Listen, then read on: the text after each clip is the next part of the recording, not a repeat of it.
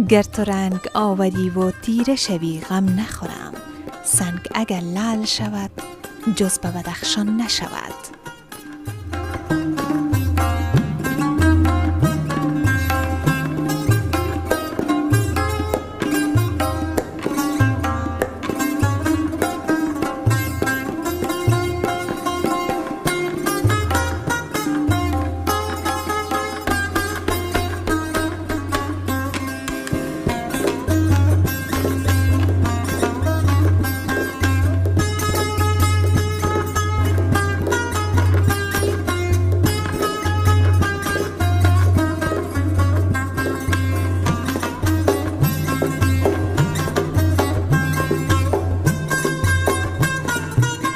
ولایت زیبای بدخشان یکی از ولایت‌های کوهستانی و سرسبز است که در شمال شرق افغانستان موقعیت دارد. مرکز این ولایت شهر فیض‌آباد است.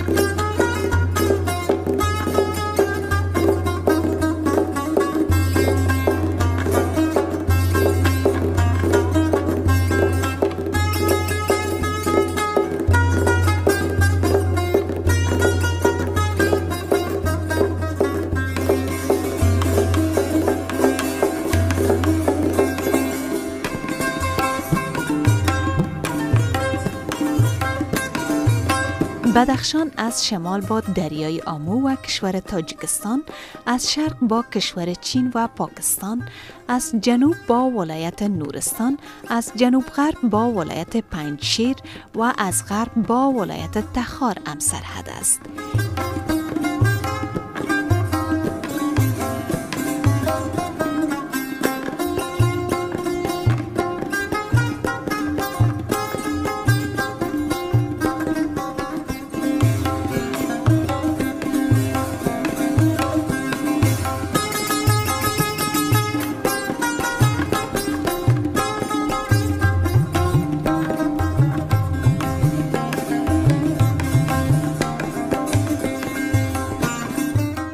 این ولایت در 470 کیلومتری کابل واقع است. کشاورزی بخش مهم این ولایت را تشکیل می دهد. بخش دیگر از زمینه‌های اقتصادی بدخشان معدن سنگ‌های قیمتی به خصوص لعل و سنگ لاجورد است.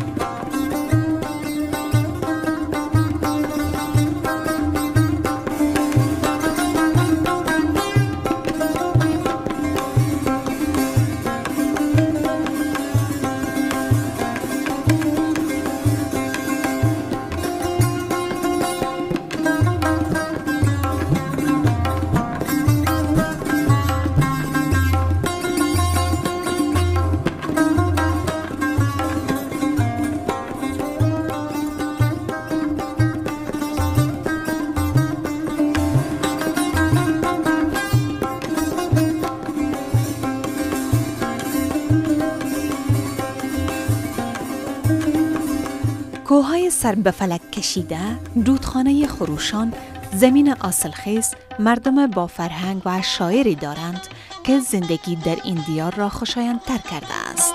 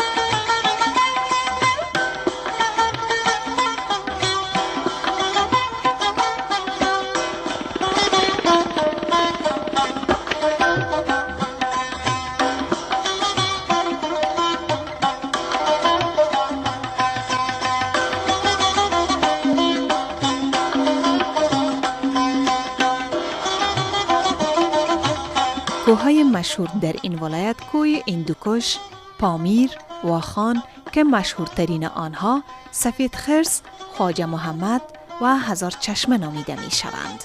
و همچنان پامیر به نام بام دنیا مشهور است و دریاچه های زیادی در این ولایت است که زیبایی های جنس طبیعی را خلق کرده اند.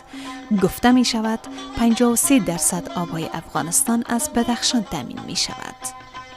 صنایع دستی مردم بدخشان شامل الچه بافی، کرباس بافی، گلم بافی، چمکندوزی، قاقمه بافی، زرگری، آهنگری، مسگری، موزه و کفش دوزی، پیزار دوزی، کلالی، معماری، نجاری، گلدوزی و خامک دوزی بوده که بیشتر آن توسط زنان ساخته می شوند.